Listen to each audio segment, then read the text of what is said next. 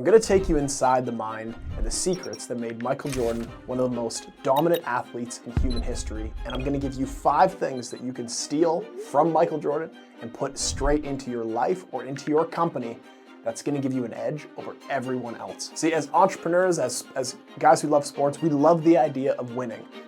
Everyone says the same thing, that they wanna win and build something big, especially in entrepreneurship. But then when you watch how most people actually operate day to day, you realize that a lot of people are addicted to comfort, and they don't want pressure and they don't want accountability. They don't want the hard feedback or the confrontation. They just want a soft path, but with a hard outcome. You see, MJ is the opposite of that. And that's the reason why so many people love Michael Jordan and so many people don't even watch the NBA anymore, because they say, what all of people can sum it up to, it's too soft. And the reason that people still bring Jordan up day in, day out is not just because of the wins, it's because of his mentality. And what he did is he basically treated discomfort as part of the job. And that's what most entrepreneurs need, because the game of business is full of friction, criticism, uncertainty, people doubting you, cash problems, team problems, competitors. This is the whole deal, this whole package. And if we don't allow that discomfort to build us and embrace it like Jordan did, we're not going to win. And so here we go. 5 things that you can steal to put into your business or into your life from Michael Jordan. Let's go. All right, steal this. Number 1, make practice harder than the game. So this piece is foundational to everything else. Jordan made practice so intense, and it was all on purpose. This is one of the most repeated things from guys that played with him, or if you watch the documentary, The Last Dance, you hear that practices were, it was considered war. They weren't a walkthrough. It was a competitive and psychological and physical war. And there's a reason for this. See, if you can create pressure in training, then pressure in the game feels normal. Like, you guys understand, that pressure that they created actually prepared them for the game, because when the pressure hit in the game, they're like, this is nothing compared to last practice when there was almost a fight that broke out. And ultimately, your nervous system is completely comfortable in that scenario. And so there's a famous example that came out publicly again with The Last Dance documentary, where there was a fight with Steve Kerr in practice. Steve Kerr talked about this incident. ESPN wrote about it, et cetera, and what happened was there was a huge fight that broke out at practice. Things got incredibly heated, and Steve Kerr ended up getting a black eye. And I mean, this is one of many stories, but these practices were so intense. And so I am not saying go out in life, in business, and go start fights. You know, change your culture to be a culture that just fights and gets on each other. I'm saying look at the intensity of the practice. Oftentimes, entrepreneurs treat practice like an optional thing. And I've been there too, all right?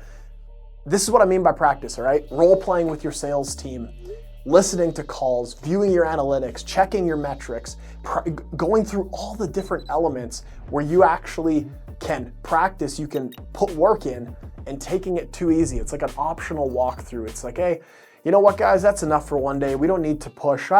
You did 80% on that role play when we went through that sales pitch. I think you're all right. Nah, we got to get to a point where we're pushing to the next level where it's so uncomfortable and intense that we actually are able to feel like we're getting better. Because when the game hits, AKA the sale or putting that marketing proposal out there, whatever it is in business, you got to be prepared. And so you got to practice that way too. And so here's ultimately what you can steal from this section. Build hard reps into your company. Make the sales team do call reviews and role play. Not once a quarter, all the time, every day. Make your leaders have hard conversations and practice those hard conversations so that when you get under real pressure in real life, the team understands exactly what that feels like. We have to feel discomfort. If every chance we get to feel discomfort, we fold, we're gonna lose. We have to feel hard things and be able to practice hard things so that we can actually go out. Let me give you a business example, because this is where people get lost. Let's use sales for example. Let's say you have a sales rep who struggles to ask for the close. You don't fix that by looking at them and saying, hey, just be more confident. Just do it. Just do the thing. That doesn't solve anything. That's not helping him. Here's how you fix it. You fix it by drilling down the close until it becomes normal. In practice, you role play and you practice that objection over and over and over and over again. And you push back, and through role playing, through working and training, you push back and push back and push back and push back. And then when he actually gets on the phone for real, it's like, okay, I've done this 300 times in practice, I'm good. If you don't do that practice and you don't go through those steps and have it so intense that you're ready for the game, then it's over. And so steal that, make things more intense. That's all the idea. Let's make our business and our practice and what we actually are trying to achieve more intense. If you want a nice vibe and you want everyone to be happy and you just want everything to be peaceful, then guess what? Peace without standards produces soft teams. Jordan didn't build a soft environment. He built a winning environment, and winning environments feel intense and require intensity all the time. All right, second thing you can steal is demand excellence and stop babysitting adults. And so this is a bit of a controversial one, but it's true. Jordan demanded excellence. He didn't demand it politely, he demanded it confrontationally, and he demanded it with intensity. And people can argue about his delivery all day, fine, that's cool. I'm not saying his delivery was perfect. All I'm saying is that when you demand excellence and you don't hold hands with adults to help them through everything, then guess what? You are going to have a strong team that is anti-fragile. There's a great book on that, by the way, called Anti-Fragile, that goes through step by step on how you can create not just a team, but ultimately something that is anti-fragile. So when chaos comes, you can grow and move on. And so in that documentary, The Last Dance, you can see Jordan straight up calling people out face to face. There was no holding back. And so let's find out how we can translate this into companies, how we can steal this trait, but do it in a way that's going to make sense. Because here's the thing I took from this too. I'm not saying to use Jordan's exact tactics. That's the thing you got to understand about this. We're not going to replicate and go up in the office and start screaming at people when they don't do it. We need to lead with, as leaders, we need to lead with love and courage. And a lot of times though, a lot of people confuse love, and then they end up saying, well, I just want to love my team and I want to be a good leader, so I'm going to be soft. But that's actually not helpful. And so I'm not saying go scream and swear and do all these things at your team. Don't do that. You'd be a terrible leader. But what we do need to do is we need to call out and set standards high.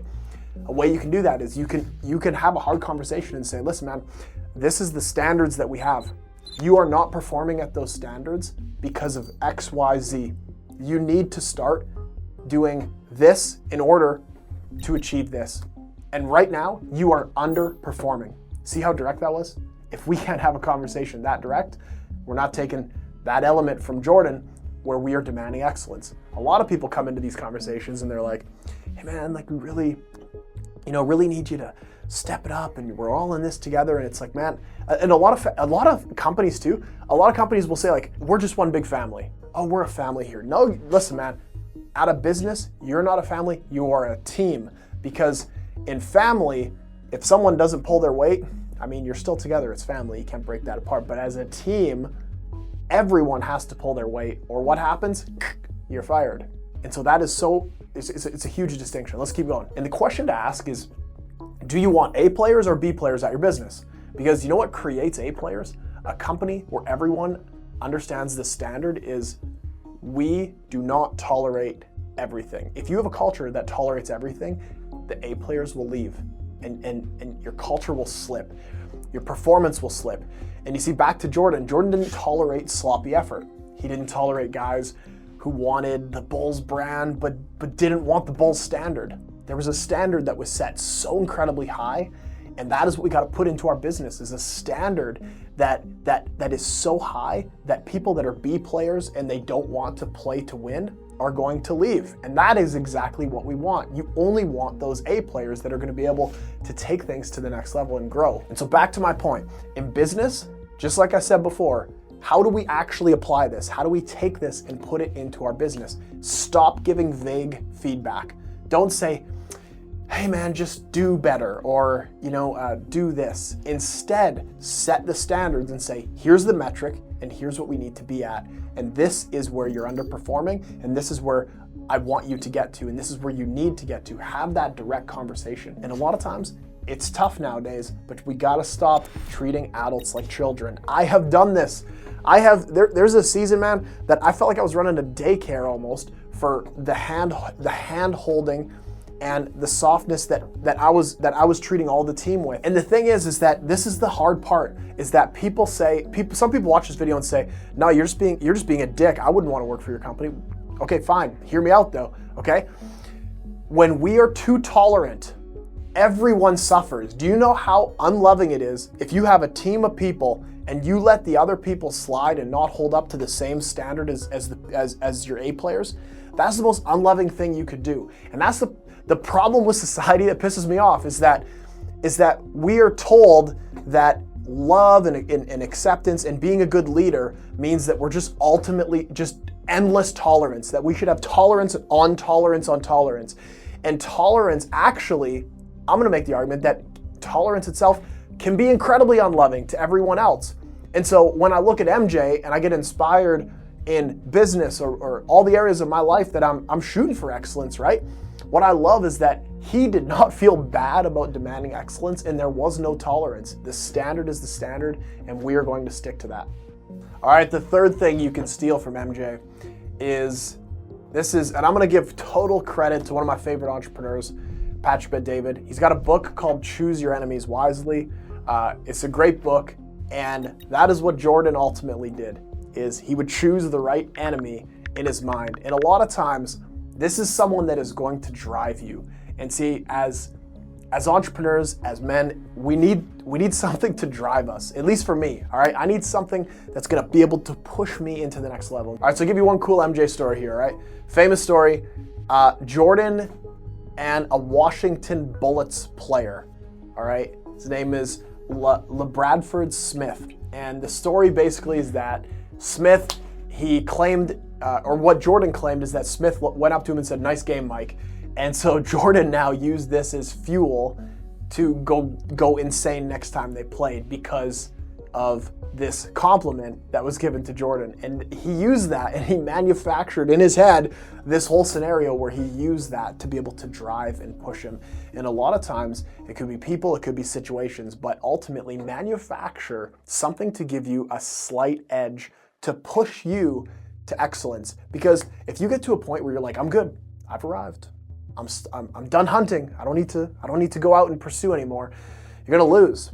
You have to be absolutely dialed. You have to be so hyper focused, man, on the mission at hand. And ultimately, sometimes you may have to come up in your head with something that gives you a slight edge. And so that's the reason I say is that manufacturing a slight edge in your head that's going to give you that ability. And so steal that from Jordan, you know, as you go through the day, think of things that are going to help you to execute and get through the day. You know, maybe there's some story that you have to manufacture in your head on, I have to get this deal out, or I have to hit this target because of this person or because of this or that. And a lot of times choosing the right enemy can be an incredible step in the right direction. So recommend that book, it's great. All right, the fourth thing you can steal and put into your company is build a breakfast club standard in your company or life. And so if you don't know, Jordan is famous for, he had this breakfast club that he started with his trainer, Tim Grover, and a ton of the Bulls players would come to his house early in the morning for extra workouts. There'd be a catered meal after, and this is where the team ultimately got incredibly better, because they showed up and there was no half work. They were putting double work in. See, you see a lot of players today, they're looking to take time off practice. They're looking to have easy walkthroughs. This is the breakfast club for the Chicago Bulls was a separate practice on top of the already scheduled team practice. And this was the principle. And this was something that we can implement into our companies, where we can say, okay, it's not enough to just go through the regular 9 to 5, 8 to 5, whatever. How about we incorporate a half day on Saturday where we use it for personal development to get better, where now we're pushing the team to get better, and treat everything treat everything like you can get better and you can grow. Have a culture of growth. And that's really what we want to steal from this is, let's put in our businesses a tool where we can have our own breakfast club. Like I said, maybe that's like a book of the month where you're like, all right, this month as a company, we're going to read this book. Everyone's going to read together. It's pushing and setting the example also as the leader. Jordan didn't just say, everyone else needs to go to the breakfast club and get your workouts in. He said, no, come to my house and I will train with you. And so as the leaders, we have to be the ones that, sure, we can institute these things, but then we got to be the ones to follow it. And so that is ultimately what we got to do, is take that mentality of that breakfast club, that extra work on top, and make it a standard in the company where the leaders are there with the team. Everything from metric review to all of the hard conversations you could have, keeping the accountability and the work focused that we are going to do everything it takes. And guess what? Some people won't like it. Let them quit. They're B players. They shouldn't be at your company anyways. Let them walk away. All right. The last thing that you can steal and put into your company, one of the most important things on Michael Jordan: obsess with winning, not just optics. One of the reasons why people are kind of fed up with a guy like LeBron is because it's not about winning anymore. It's about brand deals, and it's about this, and it's about that, and these guys are all influencers and everyone in the NBA. And this is my sport. Like, I love basketball. My companies are heavily in the basketball space. I love it. Basketball is, like, in terms of sports, it was my first love. I love it. But here's the thing. What Jordan resonated with people so much is his desire and obsession to win. It was all about It was all about winning, and that's why we watch. That's what we crave. That's why when you see the NBA rankings tank, it's because we've missed that. That's missing, and this is the part where entrepreneurs get exposed, because entrepreneurs, they love optics. Trust me, I've been there. Not speaking from moral high ground. I'm in the trenches with y'all. You know, we love looking like we're winning. We love the branding or the image or the idea of being a founder or a CEO or this is my company.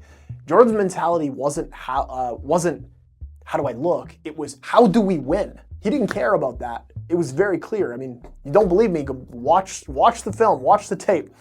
And this is one of the best examples of Jordan's obsession with the job, is that he later, he's on TV now criticizing load management because these players don't care. They don't care about winning. They care about the paycheck, they care about the Supermax. They maybe will care about getting some key stats just so they can make an all-NBA team so they can get the Supermax, and then they're done and they'll chill and they'll load manage the next 3 years. No one's obsessed anymore with winning. No one's obsessed with providing something for the fans, and it's all optics. And I love a good pro athlete story just as much as the rest of y'all. But this is the number one thing that we can steal from Jordan, put into our company, is let's have a culture of winning, not looking like we're winning in some LinkedIn post or something, or looking like we're winning on social media. Let's actually win. Let's actually do it. Let's actually do the work and make zero excuses. See, Jordan hated excuses. That guy didn't need anyone to affirm him or feel a certain way. He needed to win, and that was ultimately the validation that got that team to win 6 championships and three-peat twice. And so that's the deal. All right, that's what we can steal. Jordan built for outcome, not for optics. And in our companies, what we can do is we can say, all right, winning matters. Hitting our numbers matters. Hitting our weekly metrics matter. Hitting all of our KPIs, they really matter. And if we don't hit them, then we're losing, all right? And I'm not sure what winning is for you. It could be cash flow, client retention, sales conversion, a great product, building A players. I'm not sure. That's what you have to decide, but find out what your standard is. Set a standard high and then say, we are not going to lose in this company. And if someone dips below the standard, we're going to have a face-to-face conversation and we're going to say, this is not the standard at this business. It might be better if you go work for somewhere else. Maybe there's a nice government job that'll hire you. See, founders waste years a lot of times. Entrepreneurs waste years because they chase perception and they avoid the hard move that would actually improve the company, because it might look messy for a season. You see, when you put hard standards in place, don't expect everyone to love it. But I can assure you, and I can promise you, hit me on Instagram. If you're running a company, I would just love to talk with you, and we can encourage each other, because it does get messy at times. But you got to ask yourself, well, are you building for optics or are you building to win? And have that as a culture. Have that as your culture in your company. We are here to win, and we don't care about optics. And we are going to get through this together. And you can still have an incredible culture. I'm not saying, you notice that this video wasn't how you can replicate the exact culture of the Chicago Bulls or of Michael Jordan. No, because when we watch the videos, we're like, man, like, it's kind of a dick to people. I'm not saying that, but what I'm saying is that we can steal some of these elements that made MJ great, put it into the company, and then have our own dream team, you may say. So if you want to steal what made Michael Jordan different, it's not just one thing, it's a whole slew of things that we covered in this video. And remember, MJ and his teammates, they trained under pressure with intensity. They demanded excellence and confronted weakness. He manufactured fuel and scenarios that is going to help him to pick the right things to be able to execute at the highest level. And then he built routines like the Breakfast Club that created an edge and gave his whole team the opportunity to get extra reps in. And he cared about winning more than comfort. You see, if you can steal even 2 of these and actually live them in your company, not just talk about it, your company changes forever. And that's the whole point of this channel. We're gonna bring out elite sports and standards and pull them into business to give you that edge. And that's really, I love doing it, man. I love looking at what drives some of these guys, what drives some of these pro athletes to hit these incredible things. And ultimately, man, like, how can we get that same mindset and put that into our company, put that into our life, right? How do we get an edge and seek excellence in everything we do, right? And so that's the idea. So I appreciate y'all. My name's Andrew Gottselig. If you're new here, man, I would appreciate y'all subscribing. This is a brand new channel. And so we're going to be posting a lot. The channel's going to grow, God willing, fast over time, but I'd appreciate you guys coming along for the journey. Let me know what you think, and I'll hit you in the next video. Love y'all. See you later.